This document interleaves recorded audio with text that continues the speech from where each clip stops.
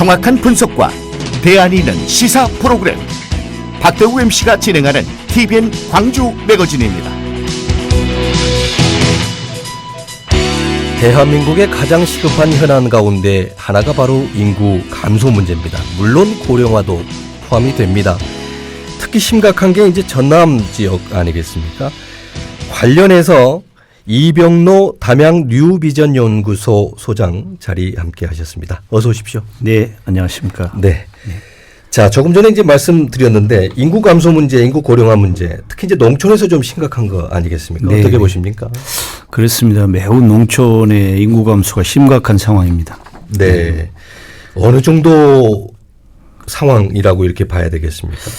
지금 저희 담양군 같은 경우에 인구가 제일 많을 때가 인구가 한 13만 명 정도 네. 됐습니다만은 지금은 5만대 인구가 무너져서 한 4만 7천 정도 유지가 되고 있고 계속해서 지금 인구가 감소되고 있는 상황이 되겠습니다. 네. 어떻습니까, 소장님? 담양 같은 경우에는 사실 광주하고 거의 인접해 있기 때문에 인구 감소에서 조금은 더 피해가 적지 않을까 이렇게 생각했는데 굉장히 많이 줄어든 거예요. 네네.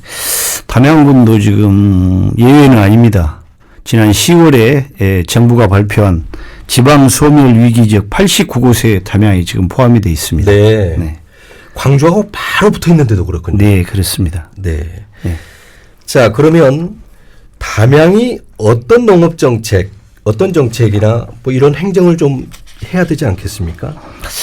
그러죠. 지금 담양은 그 광주 인근에 있으면서도 상당히 그 근교농업으로서 발달될 지역입니다. 네. 그래서 지금 담양이 농산물이나 이런 수산물 가격이 상당히 지금 그 공산물에 비해서 저가로 지금 네. 분양되고 있거든요.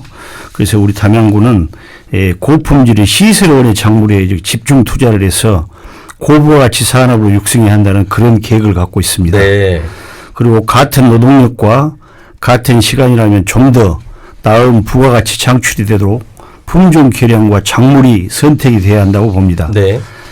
특히 전국적으로 유명한 우리 담양 딸기 분야는 앞으로 1인당 딸기가 소비량이 현재 지금 4kg대에 머물러 있습니다만은 연간 5kg까지 늘 전망으로 되기 때문에 지속적인 관리와 재투자가 필요하다고 봅니다. 네. 따라서 앞으로 시설원에 대한 집중 지원이 우리 담양군 농업의 성패를 좌우한다고 전망을 합니다. 동시에 이런 과정 속에서 담양군과 같은 도농복합도시는 천혜의 자연 환경과 농업 발전에 매우 유리한 조건을 다 가지고 있기 때문에 선택과 집중을 통한 농업 분야 지원으로 앞으로 담양군이 지속 가능한 고장이 될 것이며 적정한 인구 밀도와 사회 인프라로 전국에서 가장 살기 좋은 고장이 될 것으로 전망이 됩니다. 네. 그러니까 기존의 쌀농사나 밭농사도 물론 중요하지만 시설원의 쪽에 조금 투자해야 되겠다. 네. 집중적으로 투자해야 되겠다. 이런 생각을 갖고 그렇습니다. 네. 자, 애청자께서 인구 문제 심각합니다. 저희 동네에도 어르신들이 다 돌아가셨어요. 이렇게 또 문자 주셨습니다. 네. 자, 또 하나 이제 한우 사육에 대한 관심이 많아지고 있지 않습니까? 네, 네. 어떻습니까? 담양 관련해서는 어느 정도 적용이 가능할까요? 지금 한우도 이제 담양의 대순말군 한우가 전국적으로 굉장히 명성이 높았습니다만 네. 지금 굉장히 어려움을 겪고 있습니다. 한우는 예로부터 그 우리 한국사에서 매우 중요한 가치를 지니고 있었습니다.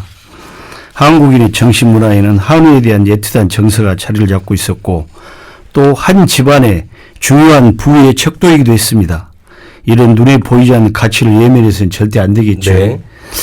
특히 현재 한우 가격이 높다 보니 자연히 지금 소고기 가격이 굉장히 높습니다. 또한 현재 관련 법률이 그래서 되도록이면 한우 사육을 제한하는 방향으로 이렇게 설정돼 있다 보니 가격이 치솟고 있다 이렇게 보고 있습니다. 네.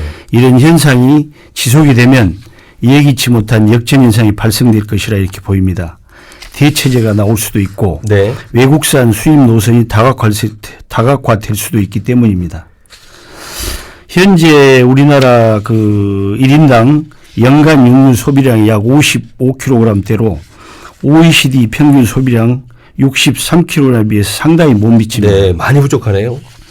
예, 따라서 앞으로 전망이 미국처럼 120kg대는 안 되더라도 적어도 독일이나 영국처럼 85kg대까지는 소비량이 늘어날 것으로 보이므로 축사람 농가로서는 가격이 좀 낮아지더라도 판매량이 올라가므로 이익 발생이 더 늘어날 것이라고 판단합니다. 네.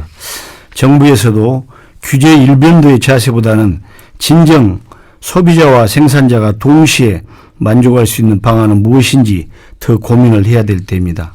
저도 또한 이런 부분의 문제점을 정확한 인식을 하고 그 개선책을 고안하고 있습니다마는 더욱 연구해서 만족할 만한 성과를 이뤄내도록 노력을 하겠습니다. 네. 네네. 자, 담양군뿐만이 아니고 오랫동안 공직에 계셨어요. 네네. 이 부분에 대한 고민이 좀 있으셨을 네, 텐데요. 네.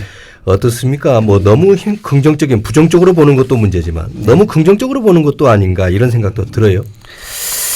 그렇습니다. 지금 담양뿐만 아니라 대부분의 농촌이 그렇습니다마는 이런 단순한 전망은 상당히 위험합니다. 그렇죠. 그러나 이렇게 생각해 보시면 되겠습니다. 지금 우리가 한 2년 정도 그 코로나 팬데믹으로서 많은 지장을 받았습니까? 네.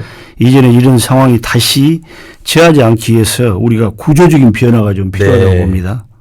그런 과정에서 이미 모든 나라는 식량과 국민 보건에 사활을 걸고 있는데 그 핵심 자원인 농업에 많은 투자와 관심이 있을 것이라는 것이 너무나 네. 자명합니다.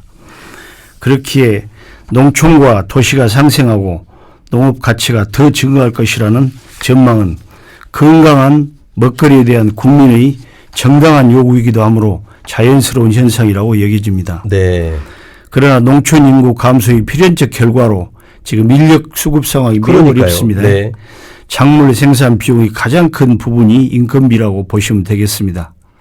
그리고 아직까지 그 후계농이나 기농자 수로는 네. 그것을 커버를 할 수가 그러니까요. 없습니다. 젊은 네. 친구들이 농사 안 지려고 그러지 않습니까? 네네. 그래서 자연히 지난 20여 년 동안 농촌 외국 인력에 대한 의존이 굉장히 컸습니다. 그리고 앞으로도 의존도가 높을 것으로 보이는데요. 이들에 대한 체계적 관리 시스템과 민간 부분에만 맡겨져 있는 계약 관계가 공공 영역으로 들어와야 하고 네. 특히 인권과 기본 생활권을 보장하기 위해서 지자체 차원의 그런 공동 생활 숙소 마련이 해결돼야 할 것으로 외국인들에게 말이죠. 그러죠. 네. 상당히 신선한 아이디어입니다. 지금 그 외국인 숙소 문제로 인해서 과거에는 이제 외국인들이 그 비닐하우스 한 켠에 숙소를 마련해서 거기서 이제 그러니까요. 기거를 오게 했습니다. 아주 열악해요. 예, 예. 그런데 이제 지자체 차원에서 네네. 아주 좋은 시설들을 조금 제공할 필요가 있겠다. 네. 그러면 인력이 공급되는 거 아니겠습니까? 그러죠. 네. 네. 자, 또 농촌이 잘 사는 문제는 누구나 고민합니다. 네. 네, 우리 소장님께서 어떻게 생각하세요? 어떻게 하면 잘 살 수 있을까요? 그렇습니다. 아마도 이제 농업 소득을 올릴 수 있는 방안을 말씀하시라는 것 같은데요. 그렇죠. 저는 이렇게 생각을 하고 있습니다. 현재 지금 농산물 유통 구조는 앞으로 지속적으로 개선이 될 것으로 보입니다. 네. 예, 이번에 우리가 코로나를 겪으면서 가장 교훈을 얻은 부분이 바로 그 유통 부분이었습니다. 그렇죠. 예, 이런 변화의 세태는 1인 가구 증가로 인해서 확연히 드러났는데요. 전국적으로 지금 30%가 넘는 가구가 혼자 사는 가구이고 네. 농도인 우리 전남에서도 30%가 넘는 것으로 알고 있습니다. 이들의 소비 패턴이 이제 온라인과 TV 홈쇼핑에 크게 의존하고 있는 것을 우리가 알 수가 그렇죠. 있습니다. 온라인 매출이 뭐 많이 늘었어요. 네. 실제로.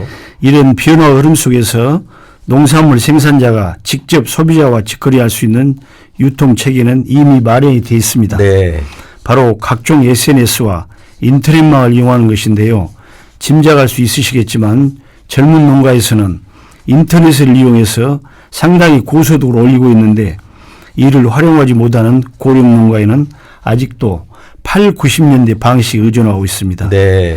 저는 이런 양극화 현상을 개선하기 위해서 전담 조직이 있어야 된다고 생각을 하고 네. 이런 부분에서 적극적인 방안을 만들어서 실현해야 된다고 생각을 합니다. 네. 네. 그러면 나이 드신 분들 그러니까 그 고령화되신 분들에게 조금 지원을 해주겠다 이런 그렇죠. 네네. 어떤 네. 조직을 만들어서 이제 지금 농촌은 지금 장목반이라든가 이런 네. 조직들이 잘 되고 있습니다. 네. 예, 그걸 좀 기술적으로 운영을 하면 가능하다고 판단이 됩니다. 자, 시간이 3분 정도 남아 있어서 구체적으로 담양 관련해서 얘기를 좀 나눠보겠습니다. 네네. 담양 어떻게 해야 발전하겠습니까? 이제 담양은 지금 광주와 인접해 있습니다. 그러니까요. 바로 붙어 있는 거 아닙니까? 그래서 담양이 이제 농촌 지역이기 때문에 담양이 살려면 적어도 저는 농촌을 살려야 된다는 네. 것이 제 철학입니다. 그 농업 얘기하시는 거죠? 네네. 농업 농촌. 네. 제가 공직에서 한 40여 년 재직하다가 네. 퇴직해서 한 28개월 정도 현장을 누벼봤습니다. 현장을 누비면서 시설하우스 농가가 담양에 많거든요. 네. 그래서 한 시설하우스 2,000 농가 그리고 축산 농가 400의 농가를 이렇게 둘러봤을 때 그 중에 규모 있게 영농을 하거나 규모 있게 축사를 하신 분들은 후계 농업인들이 대부분 들어와 있었어요. 네.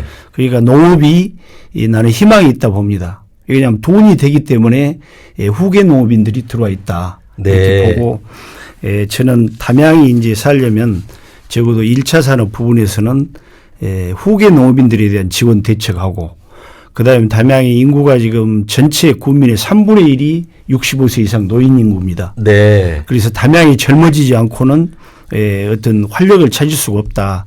이렇게 보면 아까 후계 농업인하고 그다음에 귀농귀촌에 대한 지원을 강화를 하면 네. 담양이 젊어지고 농촌을 살릴 수 있다. 네. 저는 이렇게 보고 그다음에 이제 담양이 또 이제 광주와 인접해 있으면서 상당히 그 기업인들이 이렇게 2차 산업에 종사하는 기업인들이 많은 찾는 지역입니다. 네. 그런데 현재 담양에 산업단지가 에코산단이라고 제가 현직에 있을 때 조성을 했는데 그게 100% 분양이 되고 산업용지가 없습니다. 네. 근데 한 달에 한 10여 명 정도의 기업인들이 담양을 찾고 있어요. 공장을 짓기 위해서 말이죠. 짓기 위해서. 그런데 제공할 부지가 없습니다. 네. 그래서 가장 빠른 시일 내에 제2 일반 산업단지를 조성을 서둘러야 되지 않냐 해서 공장용지를 제공해서 양질의 일자리들을 제공을 하면 담양의 젊은이들이 또 찾아올 수 있을 것이다. 이렇게 보고 담양은 이제 문화나 관광이 어느 지역보다도 잘 지금 가꾸어지고 그렇죠. 보존된 중농업뿐만이 도시입니다. 아니고 말이죠. 예. 그래서 1, 2, 3차 산업이 공존하는 그런 지역으로 담양을 만들어가면 네. 담양은 정말 으뜸 도시가 으뜸 지역이 될 것이다. 네. 저는 이렇게 보고 있습니다. 후계농뿐만이 아니고 모든 것들이 일단 젊은 층들이 담양으로 좀 들어왔으면 하는 그런 네, 바람이 네. 일켜요. 네. 그렇습니다. 그러면 아주 파격적인 지원이 있어야 된다. 이렇게 결론 지어도 되겠습니까? 그렇죠. 네. 알겠습니다. 네. 정말 여쭈고 싶은 얘기도 네. 많은데 말이죠. 시간이 너무 짧습니다. 네. 이병로 담양 뉴비전 연구소 소장과 함께 얘기를 나눴습니다. 신속 정확한 30분 교통정보 듣겠습니다.